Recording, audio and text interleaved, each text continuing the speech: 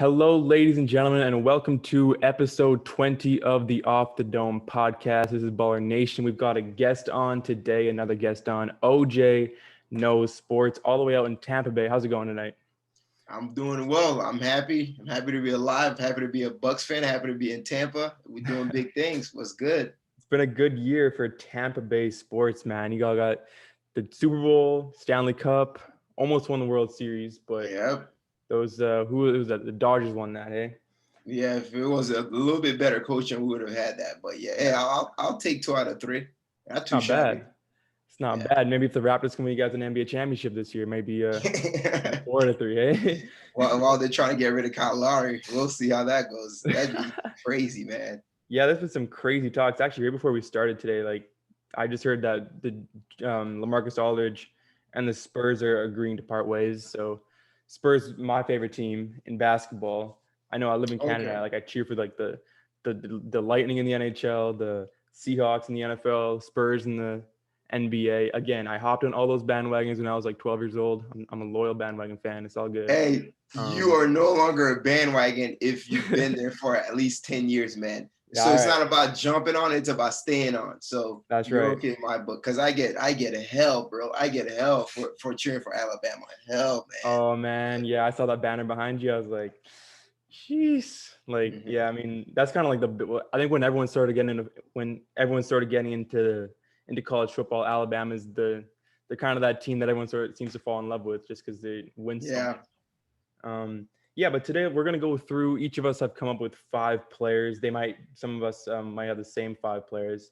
5 players that have really surprised us so far this year, and then 5 players that we think after the All-Star break are going to have breakout sort of seasons. Are going to improve a lot down the stretch of the NBA season so far. Would you like to go first in this one, OJ? With your Yeah, first sure. pick? I'll go first. So I guess I'll go through the list and I'll kind of like justify my list. So, Okay. and it's not really in any particular order, right? So I have LaMelo Ball, Julius Randle, Jaylen Brown, Jared Allen, and Sabonis. Okay. Um, so I guess I could go with LaMelo, man. So I had LaMelo as my rookie of the year, and I did not think he'd play as well as he would. And what's the most impressive thing to me with LaMelo is just how comfortable he is on the court, bro. Like Yeah. to me, when I look at rookies, I don't really look at stats, points. I don't really look at that stuff. That stuff is gonna come, but I look at how well are they able to sort of like ingrain themselves within the game. Is the game too fast for them? You know what I mean? And the game is not too fast for him. And he's natural and he's just a natural. So I was very, very impressed in terms of how well he's playing and how fluid his game is, and he's only gonna get better. He's still a little erratic, here and there, but that's gonna come with time. Yeah, I And think you bring up a obviously, good point there. yeah, Like you said, for rookies, you see a lot of like young guys coming in the league, and it doesn't mean they're a bad player per se, but like it's really impressive when you see a rookie who's like so composed on the court, and he seems to be right. always in control. Another maybe not a rookie, but another young guy like that is Donovan Mitchell. I find he's just always in control, sort of like how D Wade used to be when Yeah, he was a lot younger. And LaMelo, I mean, this guy, he's I'm gonna call him a Hall of Famer. I'm not trying to jinx him or anything, but I mean, he's on his way, man. I'm telling you. he has a very, very high ceiling, man. Um, yeah, I think his shooting is only gonna get better. And people were talking about defense. Man, if you've seen some of my videos, I couldn't care less, man. I'm the defense in NBA is overrated type of guy. So I'm Yeah. not too worried about that. But he's only gonna get better. I think he's gonna get bigger too over time. So Yeah, and so LaMelo obviously, Ball. I'll how about like yeah, okay, you go LaMelo Ball. I'll say one of my 5 players now. okay, Uh, sure. I noticed you said Julius Randle. He was also on my list, so I'll get that one out of the way right now. Julius Randle. I mean, what the fuck are the Knicks doing right now with a winning record? And Yeah, they're fighting for home court right now in the Eastern Conference, which I mean, going into the year, I don't think anybody really expected to see that at all. Um, yeah, like, what's really impressed you the most, I'd guess, out of Julius Randle?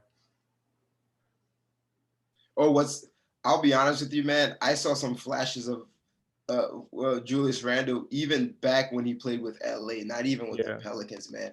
But I don't know. There's something about playing with LeBron that for some players, man, it just stifles their growth. You can see that with Jordan Clarkson. There's a bunch of players I could sit there and name you. And then once they get into their own kind of like unique situation and they just go off, the defense and the intensity has always been there for Julius Randle. But for me, what stood out is really like sort of the offensive explosion. And he went from being a 27% three-point shooter to what, like 38 now? And Yeah, to I mean, me, that's astronomical, man. ridiculous. So that stood out a lot to me. And he's very and people forget the dude is like he's 6'8", he's 6'9", 6'8". He's LeBron's height, but he plays big. So that's probably the biggest thing that stood out to me personally. It's probably his three-point shooting efficiency. Granted, he doesn't shoot a crazy amount, but still that's impressive. To increase it by a whole 10 points, that's crazy.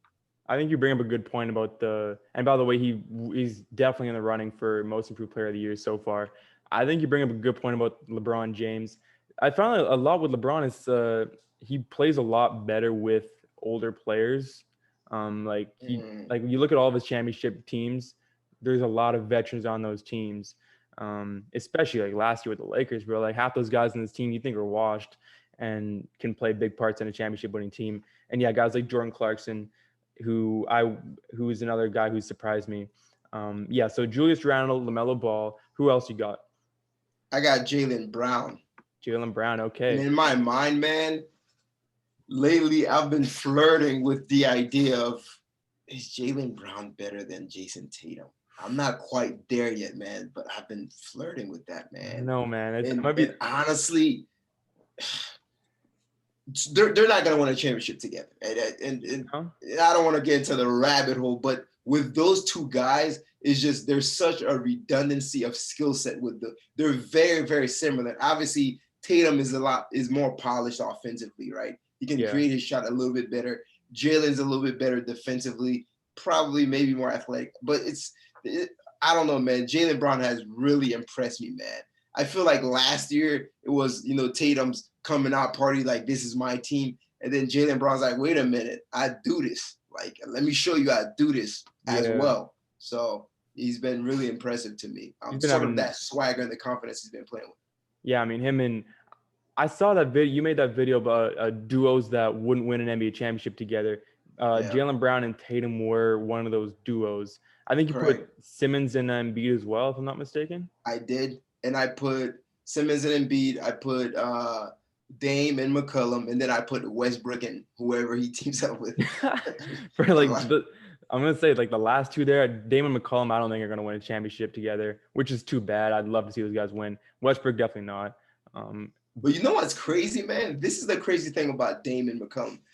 People do not appreciate how great and special Steph Curry and Klay Thompson were. They really don't. And when you think about it, bro, it's so hard for a backcourt to be the centerpiece of the championship team. I mean, let's think about history, bro. How often has that happened, man? You got Jordan Pippen, LeBron Wade, LeBron AD, LeBron Kyrie. Like, you don't really see that often, man. KG, Paul Pierce. It's very hard to where your two best players is your 1 and 2. And then to win, like, typically that's not conducive for success in the NBA. So when you see that, it makes you appreciate what the Splash Brothers did even that much more, man. So yeah, I mean, I never thought of that. Like, honestly, when you look at the two best players on championship winning teams, it's very, I don't think it's ever happened. I mean, obviously Klay and Steph, but other than that, I mean, as a Spurs fan, I'd like to say Tim and Tony, Tony and Manu Ginobili, but there's fucking Tim Duncan, who's one of the greatest players of all time in there. Right. And like going through the years, I mean, Magic Johnson, but yeah, Kareem. I mean, it's hard, bro. The closest thing that I could think of, honestly, is 04 Pistons, right? Where you had Chauncey Billups and Rip Hamilton. But even then, I don't know that Rip was. Honestly, the second best player was probably Rasheed Wallace or Ben Wallace. So I'm not even sure technically that Rip was the second best player. But Pistons, maybe the bad boy Pistons though, when they had Joe Dumars and Isaiah Thomas, maybe that's a good point. Yeah, but those Pistons teams, like, they were not normal basketball teams. Like, no, they were not normal, man. Defensively, they were a problem, man. They could win a championship with one All-Star. Like, that's just the way like it's team basketball, but not really in the sense when you think of team basketball, you think of like passing and like working together as a team on offense. But those guys, I mean, respect that they found ways to win. Yeah, and you're also not scoring like 100 points on those Pistons back then. Hell no, like, bro. They're gonna shut things up. So Dude, the '04 Pistons, they held like Kobe, Shaq, Karl Malone, Gary Payton, who were kind of washed at that time, but a very talented Laker team. They didn't get over 100 points, I don't think, once in those finals. Like, yeah, it was being held to. I mean, it's prime Kobe, man. He's being held to like Kobe had a terrible series at that time in 2004. Got a little bit off topic who there. guarded him? It was Rip Rip was a 2 guard, but he can't stop Kobe. So that was just a team effort right there, man. Yeah. Like when people bring up the LeBron 2011 finals, I mean, you look up Kobe 2004, it's not much better, honestly. Yeah. Like, yeah, I'm gonna be honest. So we got Julius Randle there, and so back to the thing about the duos, Jaylen Brown and Jason Tatum. I think they definitely have a chance to win a championship together, same as Embiid and Simmons, but they're so young. It's tough for me to say definitively. I think that the way Joel Embiid's playing this year, I think he will eventually win an NBA championship. And I'll say my next player who's really impressed me so far this year, and it's been Joel Embiid, honestly. The reason why is like we've been waiting for a long time for this Joel Embiid, though. You have to admit, we've been waiting for a long time. He's finally here. We haven't seen Joel Embiid this consistent ever. Like this run we're seeing from Joel Embiid is ridiculous. Normally it's like a few good games, gets an injury, few good games, tweaks his back, and then he's like inconsistent the rest of the way. Something's wrong with his mentals. Like what we're seeing this run out of Joel Embiid is unlike anything we've ever seen out of the guy. And it's hard. Like I'm kind of being what's the word, like a pessimist or something. Like I don't really think he'll be able to keep this up through the entire season. And like I hate saying that because it makes me sound like a hater. But no, I don't blame you, man. Like, you're just going off of history, bro. Like this Joel Embiid is what we've all envisioned. Trust the process, and it's finally here. And half of it really is his injury or his availability. So, but always an injury or like I swear like his mentals are always kind of off. Like against the Raptors series in 2019, Philadelphia could have won that series against Kawhi Leonard and them. But Joel Embiid, like some of those games, he was just absolutely terrible, man. And in other games, he would go off and give you 35 points. Like he was very inconsistent during that series. But this year, I'm hyped for the 76ers. I'm not a big Sixers fan. Their fans are kind of annoying, but I don't really care. I'm just happy for Joel Embiid, honestly. So am I. Yeah. So I'm losing in the second round of the playoffs, but yeah. Like, shit. I mean, it depends who they fall. Man, you're gonna learn one thing about me. I'm a big Ben Simmons hater, man. I'll admit it, man. I am. Chill. Like you'll see that, man. And just in the playoffs, he becomes such a massive liability, man. The way you guard him, man. Like it's just so easy to just sag off of him and then help defend on Embiid. Like that's what everybody does, and it's effective. The Raptors did that very, very well. So they're gonna have to figure out. Well, then again, if anyone could do that, that would be Doc Rivers. So we'll see. Yeah, Philadelphia, they got swept last year in the playoffs, right? In the first round, was it? I think they've like against Boston, I think, because they didn't have Joel Embiid. Boston they played? I thought they won a game. I could be wrong. They've swept. I'm not 100% sure, but I'll look it up right now, but because I don't think they had Joel Embiid last year in the playoffs. 76ers 2009, 2020. Because they definitely didn't make it to the second round. Like it was tough for them in the playoffs without Joel Embiid. I thought they had Joel Embiid for the last game, no? Maybe. Or was it because I know he had some injury. I'm trying to look it up. For some reason, it won't show up. Last year they got swept by the Celtics 4-0. And they had Embiid for that's right. Game 1.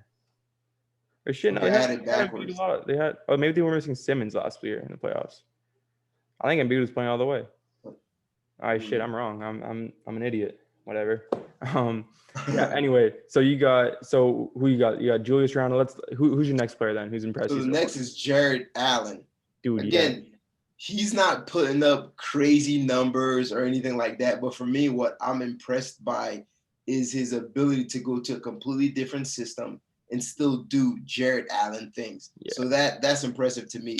And I'll be honest with you, man, if somehow the Nets were able to keep Jared Allen and still make the trade for James Harden, we're talking possibly a sweep of the Lakers, man. I know it sounds crazy, man. Yeah. That's how impactful this guy is defensively. But I get it. You had to get rid of, like, if you want Harden, you're gonna have to make some sacrifices, and he was the sort of sacrificial lamb. But Jared Allen, man, he's one of those players. I think he'll thrive and do well in any team. You can put him in any team, man, and he'll do very well.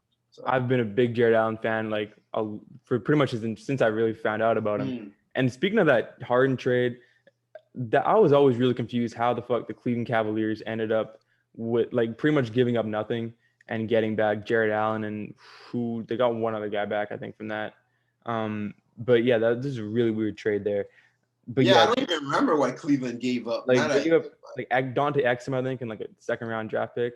Oh, man. And got back a few really good players. Or they got Gerald Green too. Or Jeff Green, one of those two. Yeah, Jared Allen, I've been a huge fan of his for his entire career. And sort of in that same space, I went with James Harden this year, and sort of the same reason for you. The way that he's transitioned into the Brooklyn Nets offense has really impressed me. I mean, Kevin Durant hasn't been playing at all in recent weeks, and Harden, he's a walking triple-double on the Brooklyn Nets. It's, I mean, in game, like, he'll go out there one game, give you 38 points, remind us all that he's still the guy he was in Houston, and then the next game score 15 points and get 16 assists. I mean, he does whatever the team needs from him, and Brooklyn's been getting a lot of dubs without Kevin Durant, and it's a bit scary, I think, for the rest of the league, because guys like Bruce Brown are starting to step up, and they got Blake Griffin, who I personally think is the definition of washed as fuck, but I mean, he might get rejuvenation. You never know. Coming off the bench though, and it's still Blake Griffin. So I have a question though: Is Spencer Dinwiddie slated to come back by playoff times? Yo, the rest of the league, the Lakers better hope not. The Lakers better. If Dinwiddie comes back, man, it's already a wrap, but it's a wrap. We're talking the first 16-0 playoff run. And I'm telling you, man, people, and we're not even talking about Joe Harris. The dude is a certified sniper. Yeah. Right? So it's going to be problems, man. I'm guessing you think the Brooklyn Nets are winning the championship right now. That's sort of the vibe I'm getting off you. Right now, that's where I'm leaning, man. I mean, I reserve the right to change my mind, but I'm leaning. And the reason being, honestly, it probably has a little bit more to do with AD and the uncertainty behind his injury and how that will affect the finals more than it does with it. But the Lakers, they have the potential to be a good team defensively, man, but their strength is in the interior, man, which is not the strength has to be in the perimeter, man. That's where the Nets are going to do their damage. And so when I'm looking, because NBA is all about matchups, like the matchups are not favorable for the Lakers, man. Not at all. Who are you gonna put on James Harden, right? So you put KCP, all right.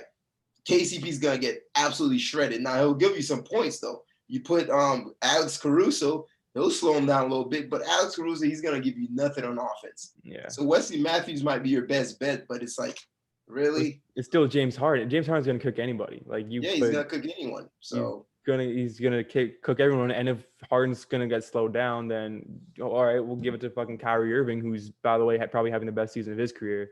And or Kevin Durant. I mean, and Schroeder is not gonna stop no freaking Kyrie Irving. And LeBron James and KD, how that goes. KD's gonna get his 35. Like, LeBron don't play defense these days. I don't know if LeBron's gonna play defense on KD. He's probably gonna go guard Joe Harris in the corner all game, man. Like, yeah, he'll play defense maybe the last 2 minutes, but he doesn't want that KD smoke, man. He'll get that chase down block and get the narrative and get the headlines, but not throughout the entire game. But honestly, like, Lakers, like, it's gonna be tough for them even to get to the finals. I think, like, I really hate the Lakers, so I predict them to win the championship. That way, if they win the championship, at least I get to be right off that, and so I get something back. But I dislike them so much. But the Clippers are tough. Jazz, I think Clippers are the main issue, man. To be honest with you, they're underrated. I think they match up pretty well against Denver. Utah, I'm sorry, man, but to me, Utah is this year's Pittsburgh Steelers, man. I don't believe in them. And maybe I'm wrong, man. I might be wrong, but I don't. And the thing is, I cannot really articulate in a justified way why I feel that way. It's just a gut instinct thing, I think it's man. they don't have a superstar. Like you look at any team throughout history, they've always that won the championship. They always got a top 5, at least top 10 player in the NBA. These guys Yeah, don't even have a top 20 player in the NBA, depending on where yeah, you rank Donovan Mitchell. Um, that's true. but I mean, yeah, like this, if they do win the championship, it'll be the first time I think in history that a team without a top 10 player wins it. Top 15 for sure. Um, Well, yeah, maybe the '04 Pistons. I'm trying to think. Will you think Chauncey Billups was top 10 then? probably like guys like '04 Pistons. But then again, that's an exception though, because that Yeah, defense was out of this world, man. So that defense is like that Utah's defense is nowhere near that Pistons defense, not at all. But especially Jazz, out in the the field. Jazz strength, they got good defense, but their strength is just is shooting the 3 ball. Yeah. And I'm gonna give you my next surprising guys, and I kind of cheated on this one, and this is a perfect segue. I've gone with the entire group of Mike Conley, Joe Ingles, Jordan Clarkson, and Bojan Bogdanovic this year. So far this year, I don't think they're gonna keep this up, but those guys, the contribution they gave to the Jazz, just off sheer lack of Bogdanovich, ability of shooting threes at a high rate is nice stupid. man.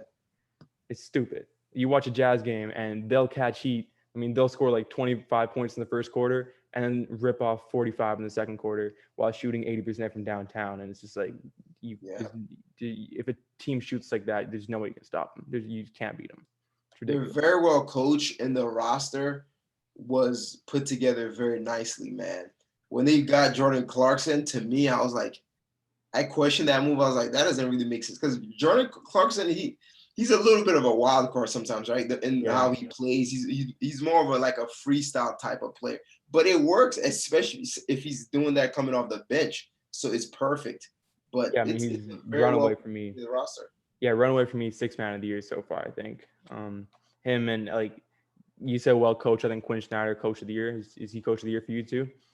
Nope. I No, mean, we who's your could coach get of the into year? that. You All are not right. gonna like who I have.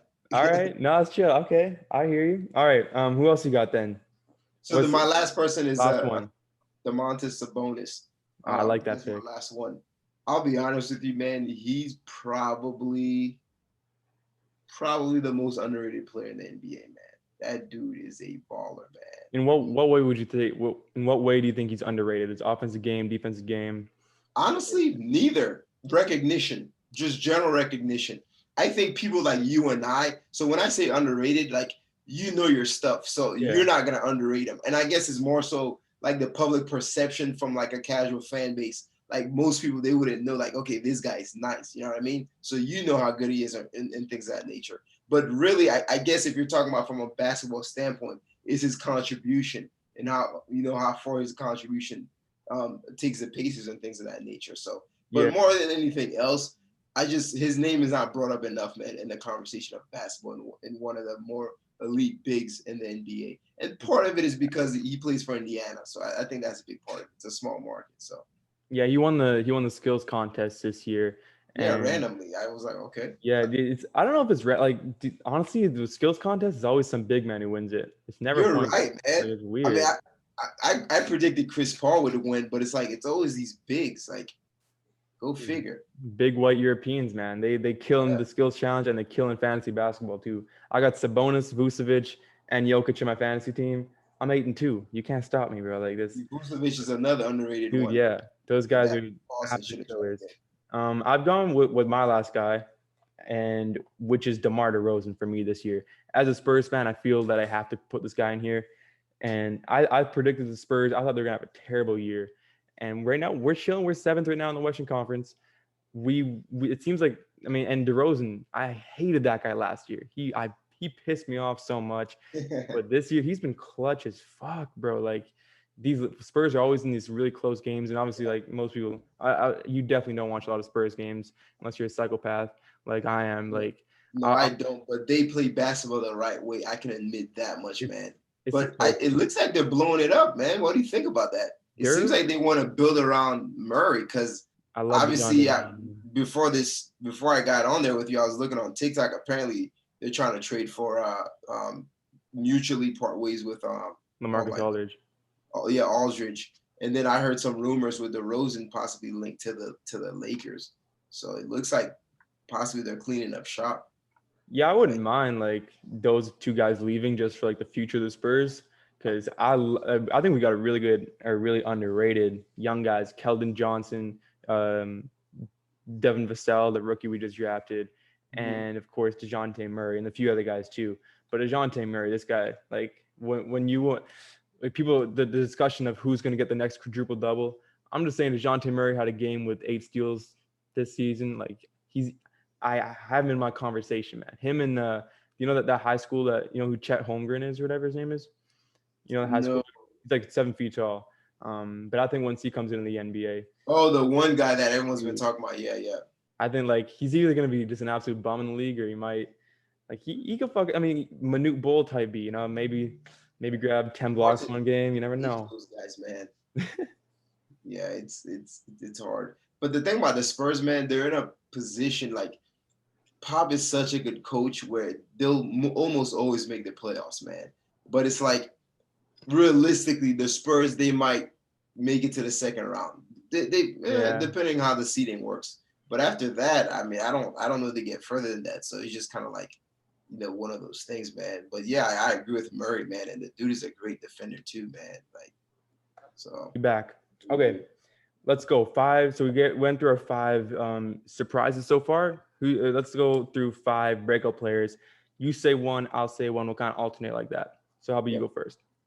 First one, LeBron James. I just think he's gonna turn it up. And if you look historically, LeBron James, man, this dude just he cruises for a little bit, but towards the end, I think he's gonna kind of like put his foot on the gas and turn up and stuff like that. So just for seeding purposes. So that's my one. My LeBron first James. I've gone with, and I put an asterisk next to this one, Giannis Antetokounmpo. That's because he's been turning it up for the past maybe month or so, one. 15 games.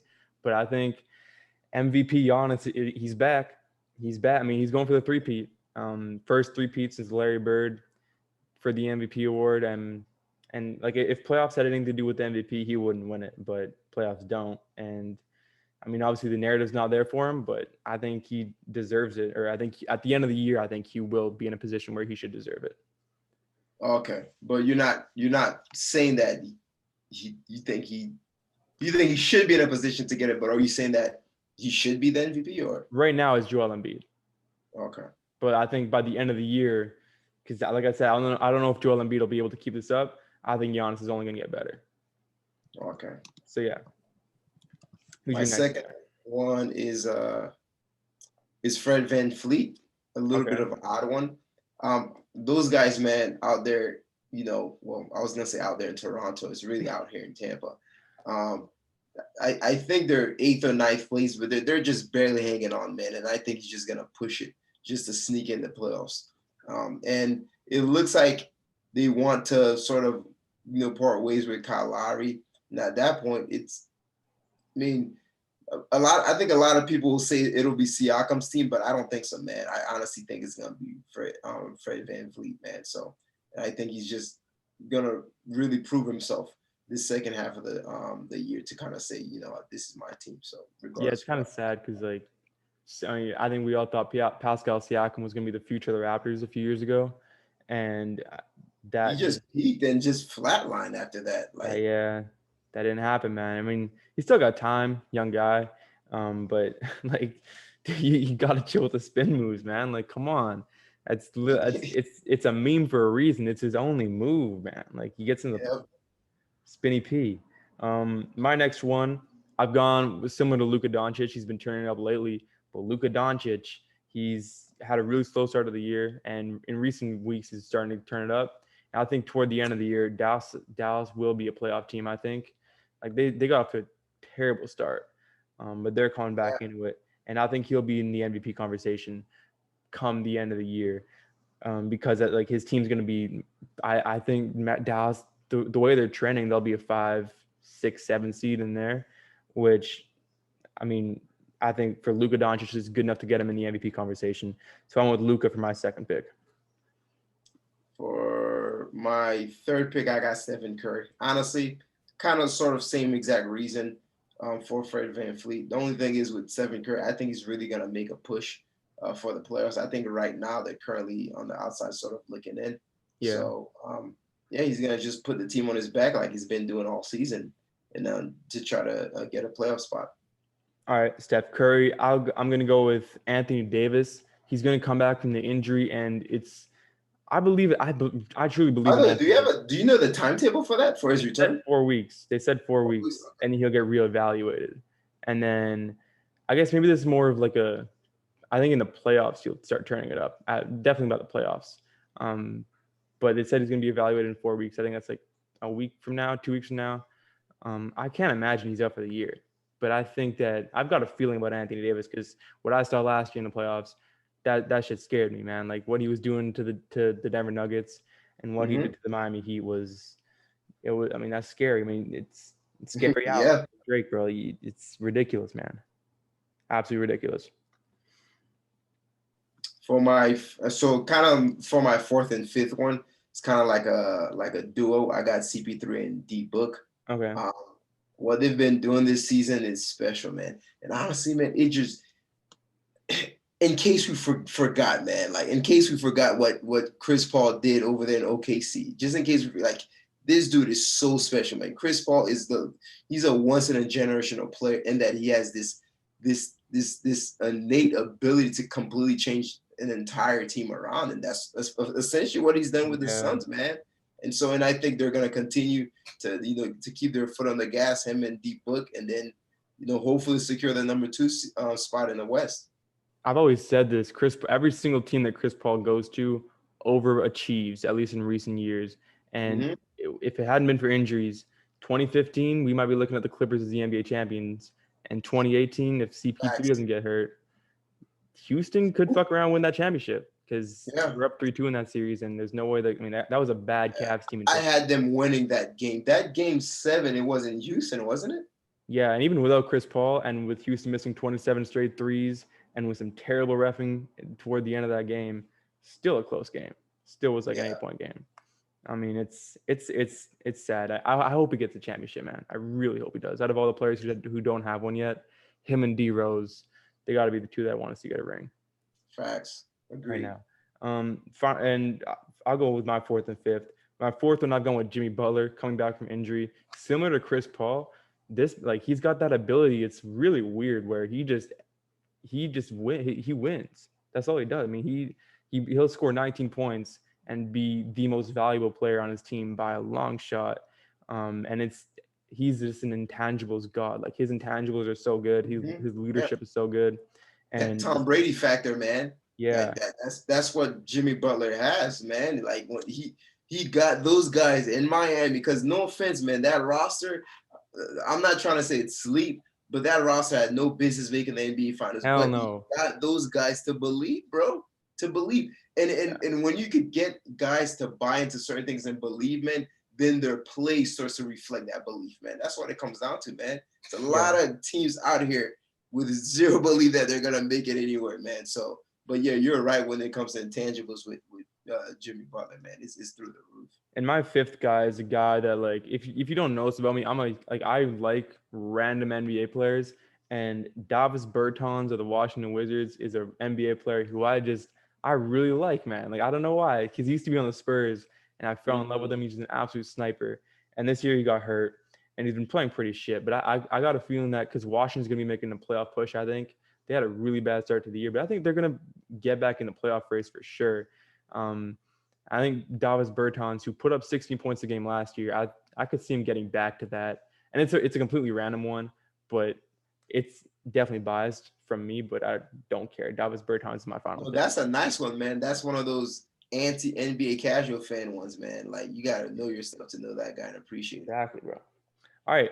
Those are our breakout players and our surprised so far this year. I don't have a title for that one. Surprise players, I guess you could say. Do you want to run through award predictions, playoff predictions? What you trying to do right now? Yeah, sure. Let's get into the awards. Awards, let's do it. Start with MVP.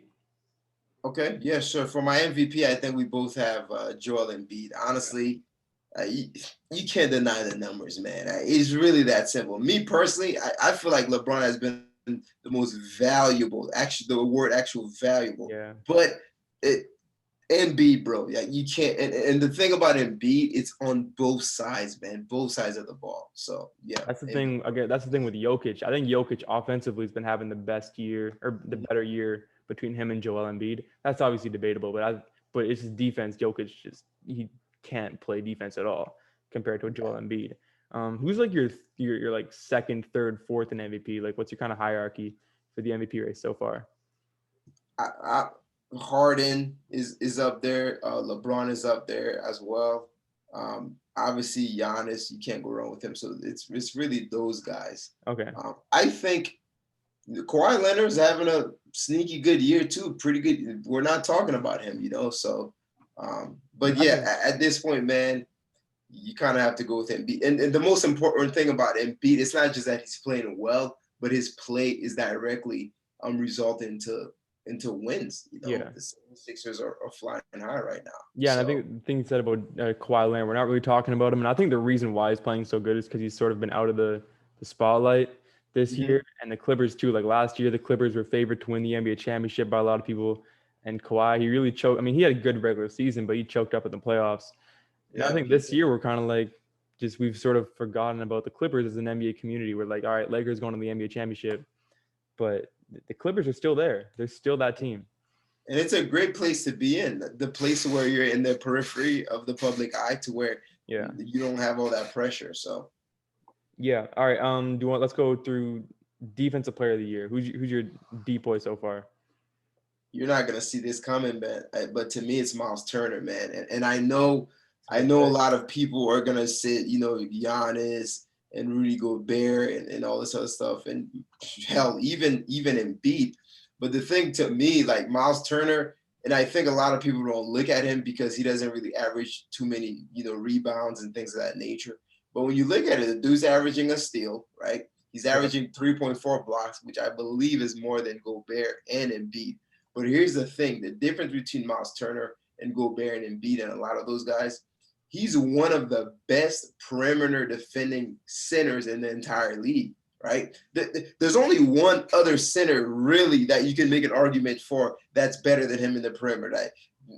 And that's Bam Adebayo, right? And obviously Bam is probably the most athletic center in the league, you know? He's a lot. Miles Turner is Turner too. Yeah. Yeah, he's shorter too. Miles Turner is a pretty good perimeter defender, and he's a pretty good interior defender as well. He does both. Whereas someone like Rudy Gobert, he's gonna get cooked, man, if he comes out to the perimeter trying to guard like AD. He's getting cooked like like barbecue chicken, Rudy Gobert. Yeah. So to me, I don't just look at numbers. I look at, you know, your post defense, your perimeter defense, and I look at all that. And to me, it's Miles Turner, but he's not gonna get it, man. And I think yeah, I mean, I think that's a really good. I never really thought of that too, like the perimeter defense of some of these big men. Because I went with Rudy Gobert, who's kind of like the main. I think he's probably the mainstream answer at this point. And he's been having a great defensive year. But quickly on that Miles Turner thing, he got off to one of the hottest starts I've ever seen anybody get off to this season. I mean, there was like 2 months into the year, he was averaging like 4.2 blocks per game. Throughout the month of February, it was every other game he was getting 4 or 5. So he was getting 8 blocks a game sometimes. He was just absolutely ridiculous in the paint, and obviously on the perimeter too. Yeah, Miles, and he's one of those. He never gets any credit for he's never been in like the conversation for defensive player of the year. People put Ben Simmons before they put Miles Turner to win defensive player of the year, which is. And I think Miles Turner might lead the league in blocks. I didn't look it up. I think right now he definitely is. I know he has more than Gobert and Embiid. So I mean, the only other person I could think of, maybe Giannis, but no, I think he might be leading in blocks. So no, I think. By the way, if I can say, like the defensive player of the year, I hate that award, man. Because to me, it's so biased towards bigs, man, that it's not even funny. What is my sister calling me? It's so biased against bigs, man, and I think it's almost too biased against bigs. But it's my little spiel on that one. But yeah. Yeah, Turner 3.4 blocks per game. Gobert is second with 2.7 blocks per game. So he's by far leading. That's a decent difference. That's huge. Yeah, 2.7 and 3.4. Yeah, that's like the equivalent of like 4 points per game, like between the difference of points per game. And the steals, he's averaging double the steal that Gobert is. And again, a lot of that is his ability to get steals in the perimeter as well. So his teammates are actually leading the NBA in steals per game. TJ McConnell, who had he speaking of quadruple double watch. Did he have like 10 or something like Yo, that? I had him on my fantasy team. I looked over, he got me like 98 fantasy points. I'm like, yo, how the fuck does TJ McConnell have me 98 fantasy points? Like 9 steals he's at he's not the halftime. first person you think of when you think of defense, man. Yeah. Now steals I think that's the most misleading stat in the NBA because you guys like Stephen Curry will lead the league in steals per game back when he was winning MVPs. He's not like he's a liability on defense, but he's just that's my No, you're right, and I recognize even back in the day with Allen Iverson. Allen Iverson used to be the league in steals all the time, but Allen Iverson ain't trying to check nobody, man. And frankly, I don't blame him. He's carrying his whole team. The boy ain't got no energy on defense, but hey, he gambled a lot too. But yeah. All right, so that's MVP, Defensive Player of the Year. Let's go. What Rookie of the Year? You had LaMelo Ball. We can sort of get that. Yeah, that's. Right? I mean, Like it's a blowout. Is there any? I mean, who else is there? Anthony Edwards started out really well. I thought, but I think he's kind of like slowed down a bit. Like now, you're starting to see more of his weaknesses and things of that nature, especially within the half court game and stuff like that. That's where his flaws are really shown. But LaMelo Ball, I mean, yeah.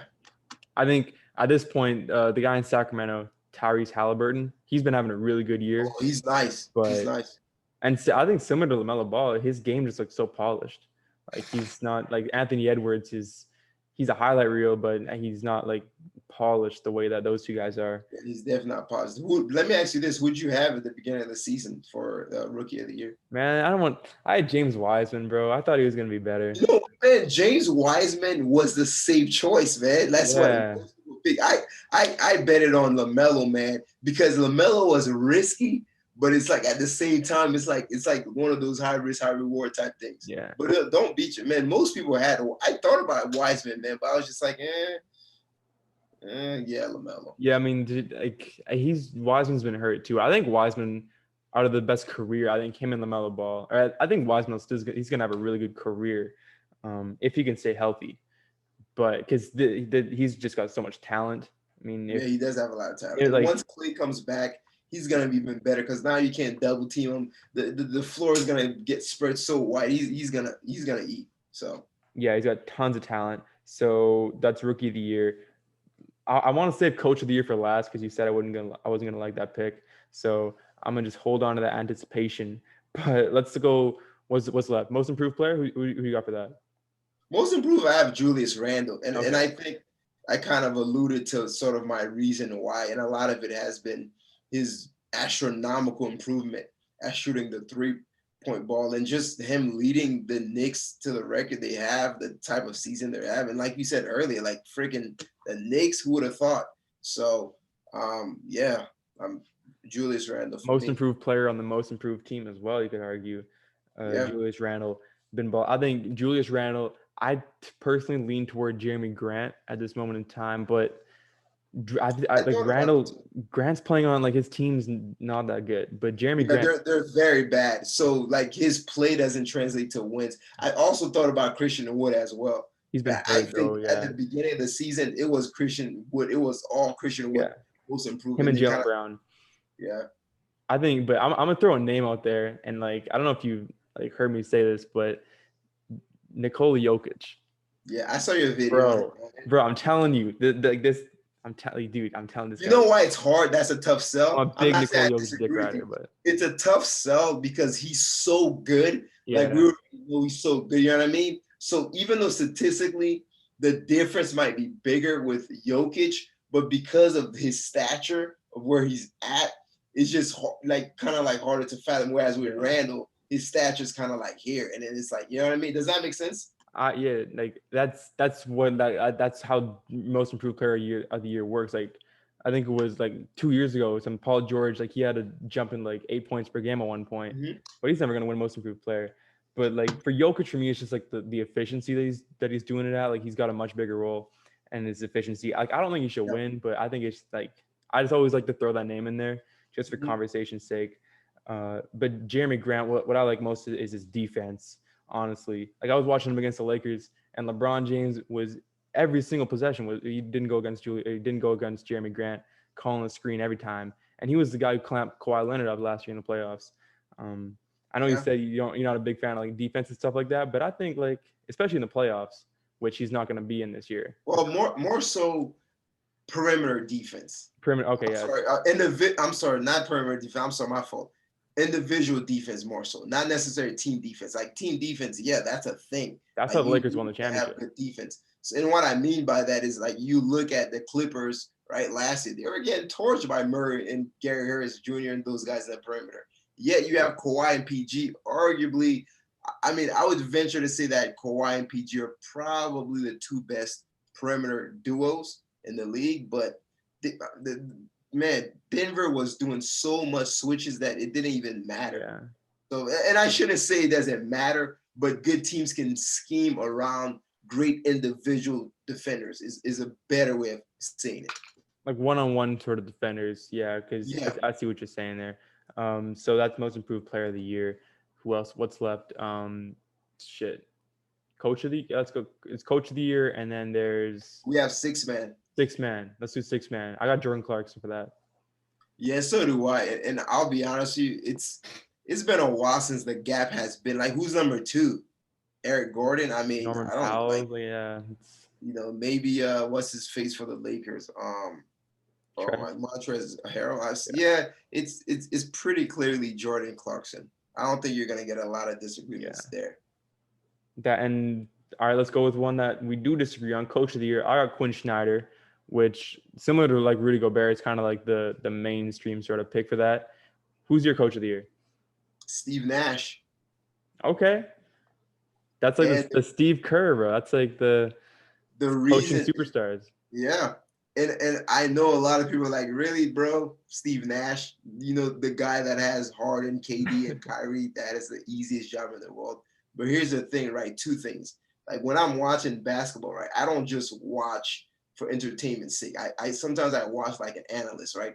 And I actually watch Steve Kerr, his rotations. I watch when he put guys in where. And if you look, man, like next time you watch your next game, look at Steve Nash's rotation and the logic and the reason behind it. And a lot of times, man, like he'll put Kyrie along breaks and things of that nature. Like he's just so smart in his rotation. So, and I give him a lot of credit. And the second reason, man, it's not easy to coach Harden and I don't know if I've seen a team with as many egos as those three guys, man. KD's ego is not as big. He's more of a sensitive, passive aggressive guy.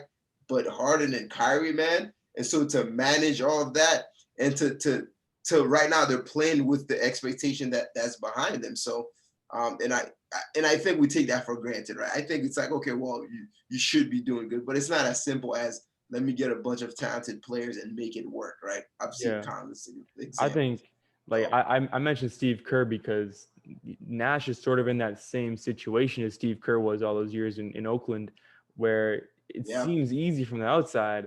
But when you're in there, it's tough to manage those personalities, those egos. Because someone like James Harden, it's tough to convince him to go from scoring 40 points a game to being consistent 24-point per game sort of player.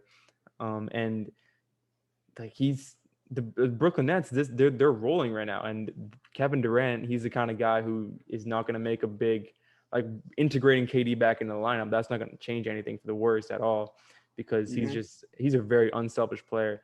But yeah, I mean, I think the big and quickly on Steve Kerr, because he's sort of in that Steve Nash role. I think what I really liked most about Steve Kerr was that he was able to keep that team together for a considerable amount of time. Like they went to the finals 5 times together before it kind of sort of fizzled out. And if Steve Nash, because the Nets, if they don't win this year, even if they do win this year, they've got the chance for the next 2 or 3 years now to go on a quick dynasty. And if Nash can keep that together, I mean, and he's got a really good coaching staff behind him. I mean, with Mike D'Antoni, he's been a really good coach his entire career. If they can keep that team together, they're going to win a championship or 2 in the next few years for sure. Yeah, those guys are straight up in their prime. And I thought about Monty Williams as well, Suns coach. Yeah. So because I think I don't know, man. I think, and not to say the Suns were sorry last season, but to me, the season they're having is similar to the season the Knicks are having, kind of like out of nowhere. But then again, I I can't say I'm too surprised because that comes with the territory with Chris Paul. That's the type of stuff he does. Yeah. But so And we saw the I'll Suns in give the him some bubble, bro. credit. Like Suns won 8 in a row in the bubble, which Yeah, that surprised everybody. And I think going into this year, we were still like, all right, well, there's no way they can continue winning. But they're the 2-seeder now, yeah. in the in the NBA right now. So that's the awards. Should we just jump straight into playoff predictions? Like, what do you want to do? Championship predictions? Yeah, we could do Final so four? playoffs.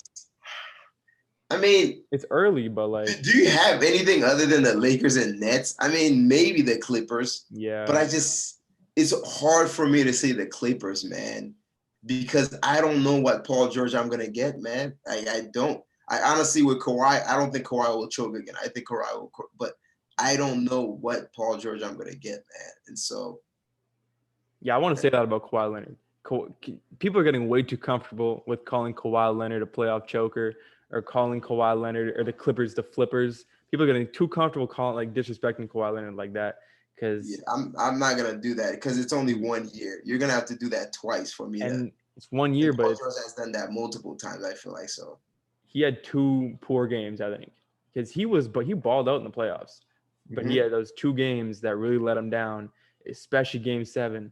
Where I mean that's supposed to be Kawhi's game. Last time we saw Kawhi in Game 7, he dropped Yep. like a 45 point. He dropped a 45 piece and hit the game-winning buzzer beater. And then against Denver, he just choked up. But like that's not gonna happen again. I It can was guarantee you atrocious. that's not gonna happen again. But Yeah, I don't think it's gonna Paul happen. But let George, me ask you, but Paul George was lackluster too. So now the yeah, question is, do we trust that Paul George will rebound? I'm not so sure. I So hope we get that's my question mark. Is Paul George? I hope we get Indiana Pacer Paul George. Like the Yeah. Paul George that almost beat LeBron James. Uh, People you don't remember get that that. play? That Paul George, and he hits the three like by half court. But yeah, Yeah, dude. Like the one where he like puts his hand out and then yeah. 6-3. I But, remember that. Yeah, that was hot. Like holy but fuck. we. Do you see anyone challenging the Nets out in the East? I won't in the East. I think the Bucks are really underrated. I think, but they're not gonna like six game series at most. They might get lucky. Um, but like Yeah, I I think they saw could. the Bucks played them well. I saw the last time they played. That was one of the best NBA games. Honestly, it was on prime But time. I think But the thing with the Bucks is like it seems sort of repetitive at this point. It's like, all right, they're good during the regular season. Giannis is a beast in the regular season, but in the playoffs they kind of choke up. But I mean, they're still a really good team. I think the Nets are going to have a bit of. I mean, I think they're not going to get swept by the Nets, but no, definitely not in the East. And in the West, like I want to like I'm not gonna I'm gonna predict the Lakers to win the championship, just because like I can't stand that team. And if I already said this, but if you I'm can't stand the Nets or the no the Lakers. Lakers, I can't stand the Lakers. So that Are you way, a LeBron hater, by the way, or I won't say LeBron. I don't really fuck with the guy. Like I don't know. like why? Is it like you're a Jordan guy, or like is it like the I'm a decision 2010, or no, because there's here's a the lot of thing. reasons. I like LeBron in Cleveland. I cheer for LeBron in Cleveland. But I guess yeah, I mean it's sort of the decision 2010 is one of them. I'm a Spurs fan, so a lot of people think it's like, oh, because he beat Oh, I 2010, forgot so you're a it's Spurs good. fan. Okay, But I but completely forgot that. Yeah. but the thing is, like, yo, we beat LeBron 2 times in the finals. He's only beat us once, and it was Ray Allen who beat us, man. But like I don't know, I just don't like. Come on, man. Ray Allen. No, I'm Come on. sticking to that. I'm Man, sticking to that, bro. No, I'm sticking to that. come on, man. Ray Allen. That is hilarious. And I No, listen, I honestly I know what that you're gonna game, say. I I've know what you're gone gonna say. back and watched that game so many I times. know what you're And gonna before say, the bro. Ray Allen shot, I don't LeBron James care. hit a massive big three. No, He I had don't to like care. you're gonna just stick with that. All right, bet. I'm telling you, I know he in Game 7 he went off and he went on a crazy run at the end of the fourth quarter, but I get emotional about that series, so I don't care. All right, what happened in 2014? Talk to me. What happened? Tell me what happened. Patty Mills, what happened, bro? Patty Mills, Tony Parker, Kawhi, the whole team. That's what happened. That's it. Wasn't it 2014 where freaking Danny Green went off for No, like that's 8 threes? 2013, I think. That's 13. Okay. Yeah, but no, I LeBron Cleveland. I think we all cheer for LeBron. I don't know anyone who didn't cheer for LeBron in Cleveland. Like against Golden State, who's cheering for Golden State? Were you cheering for the Warriors? Like no one's cheering for the Warriors except for those bandwagon fans. Not me. Like I don't know. So you think the Lakers are gonna beat the Nets then?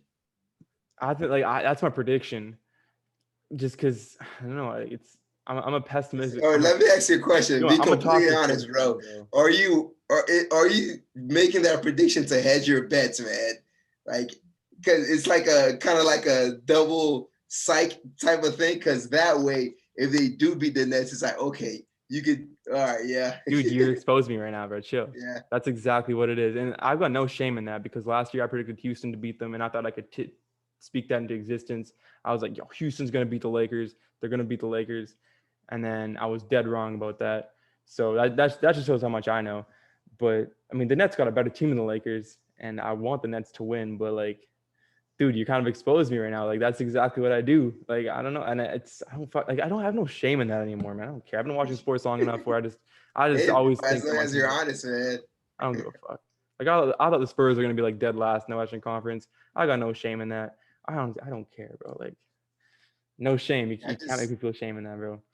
And I honestly, man, I'll reevaluate things once AD comes back. But the biggest question mark for me is what are the Lakers gonna do, man, in their perimeter defense? I don't see it, man. I just don't see what they're gonna do. Like, I think that the Nets are just that offense is prolific, man. Yeah. I think that it's like. I think, like, on a serious note, though, the LeBron James effect has a huge impact on the NBA Finals. And he knows how to win. He just knows how to win, man. All these games are really close. I mean, he's like, I don't know. It's hard for me to really kind of put it into words, but he just, like you said, he just knows how to win basketball games. And I mean, I think he's got a really good team. He's got a good team around him. AD's a baller. If AD can come back to what he was last year in the playoffs, that's GG. But like the more you're talking about Brooklyn right now, the harder it is for me to believe that they're not going to win the championship. And it's weird because like all the players, like I want to see James Harden win a championship so bad. I've been a huge Harden fan my entire life, even though I understand that he gets a lot of criticism. But like I don't know, there's something about Harden that I've really liked. But I'd love to see him win a championship. But yeah, that would be dope. I will say this though. By the way, I do think that Jordan's better than LeBron. As a matter of fact, the hoodie that I'm wearing says that. It does. However, if this is a hot take, and I'm probably gonna make a TikTok video on this, if LeBron James somehow beats the Nets, I'm gonna seriously have to consider him to be the GOAT, man. Because Golden State and then 16 and now the Nets. What do we? It's gonna be hard to defend Jordan, man. If LeBron I guarantee you, bro. If he beats the Nets somehow, you're gonna. People are gonna run away with that narrative. I'm gonna call him the GOAT right there.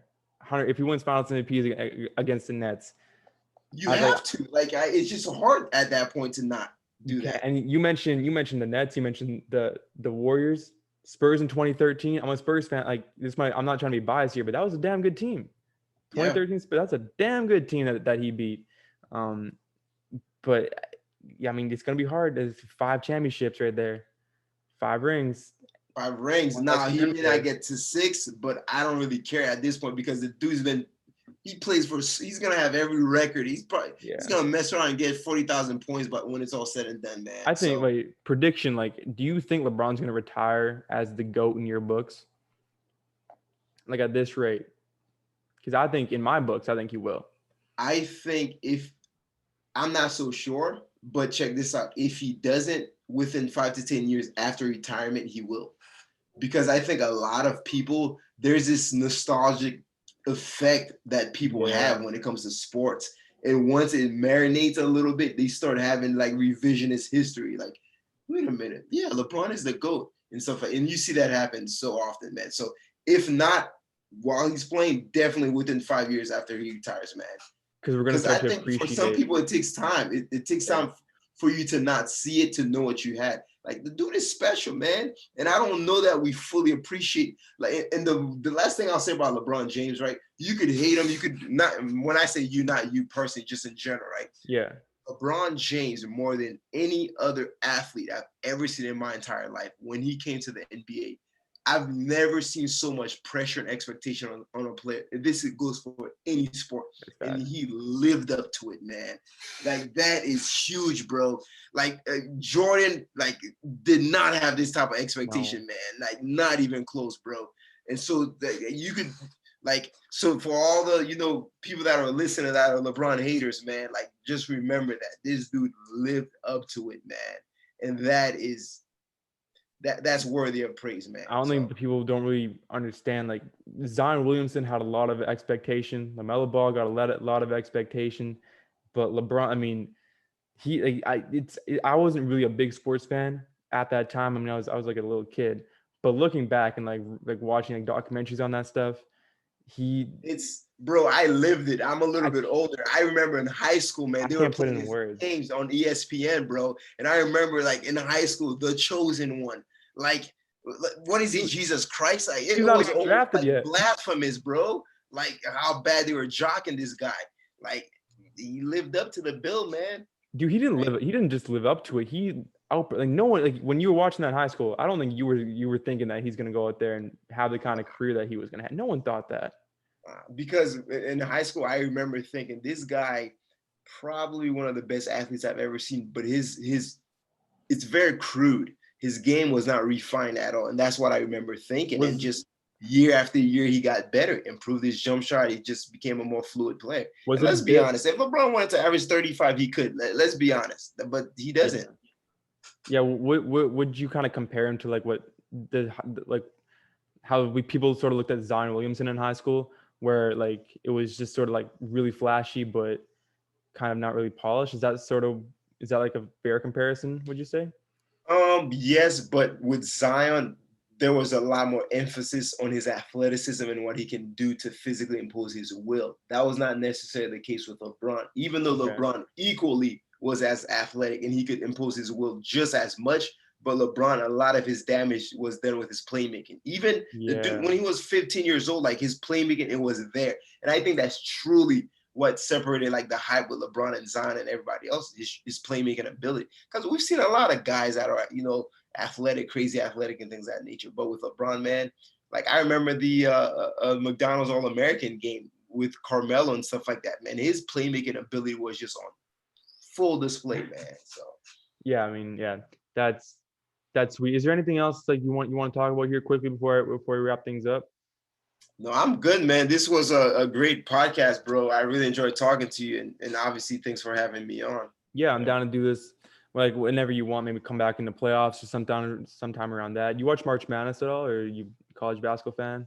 I'm not big on it, but I definitely watch the tournaments. Once they start getting to the tournaments and stuff like that, that's when I really start paying attention and stuff like that. So, and I'm a Syracuse fan as well. Syracuse, okay. Because of Carmelo Anthony, that's why. Yeah. All right. Well, ladies and gentlemen, thank you very much for tuning in to this episode of the Off the Dome podcast. Thank you very much for OJ for being the humble guest out here. Kanye, Mike Dean, hit him with the outro music. Let me get more volume.